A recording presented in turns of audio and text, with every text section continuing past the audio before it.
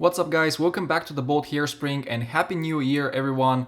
I'm super excited to present today's video to you because we're having a look at the recently released G-Shock's MTG-B2000.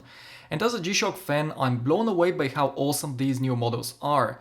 I also have the previous model here, the MTG-B2000, which has been part of my collection for over a year now, and I'll be comparing to the newer ones so that you can get a better idea of all the changes and improvements that Casio has made.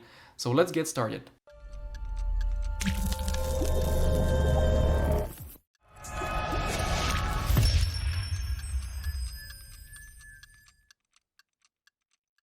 Before we dive into the review, I just want to say that the MTG-B2000 models that you'll see throughout this video are loan pieces from Relojeria Esparaza, who have been my trusted AD when it comes to Casio and Seiko watches for the last couple of years.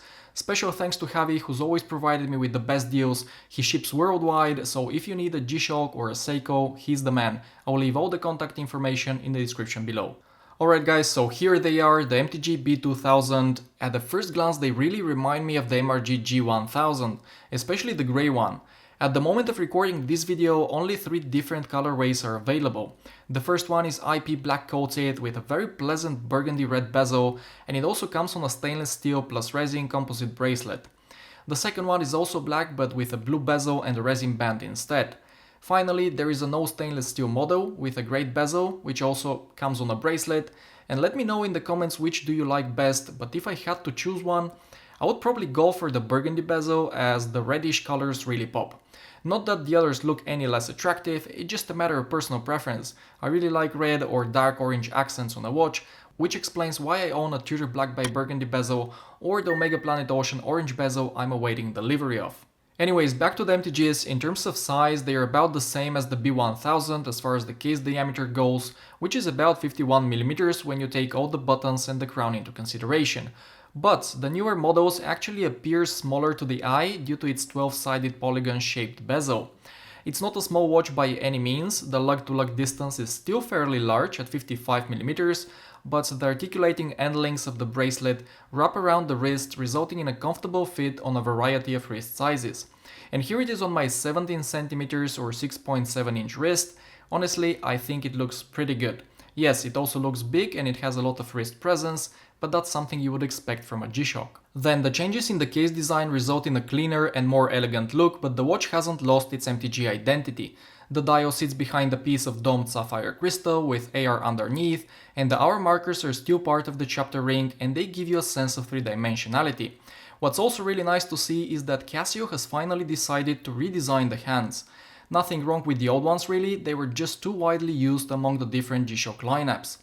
Another change I need to point out here is the addition of the reset button, which makes the watch look more symmetrical. The narrowed crown has also been redesigned, and to be honest, I like it more than the old one, and I find it a little bit more grippy. Next, if you turn the watch around, you'll see that the backplate has disappeared. Instead you have what Casio refers as carbon monocoque case, which is one of the reasons why this watch is 15% lighter than the previous MTG-B1000. Unsized, it weighs only 156 grams.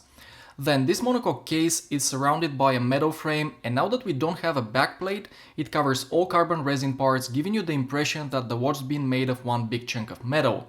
This is something that I especially like, as it makes the watch look more premium. Speaking of premium, the retail price of these new models has increased by €100. But if you take your time, you'll be able to find some good deals on all 3 models.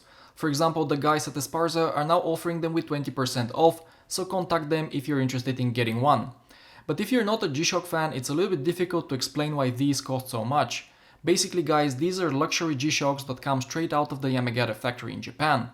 And compared to some cheaper G-Shocks, the level of finishing is also superior, as they use Salas or Zaratsu polishing techniques, just like Grand Seiko, to give that mirror-like finish to the angular surfaces of the metal. In addition, their solar multi-band Bluetooth-enabled quartz movements are also very impressive.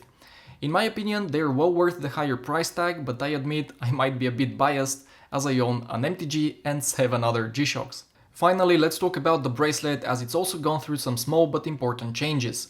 The first one is that there is a quick release system, which is super handy if you plan to frequently change straps.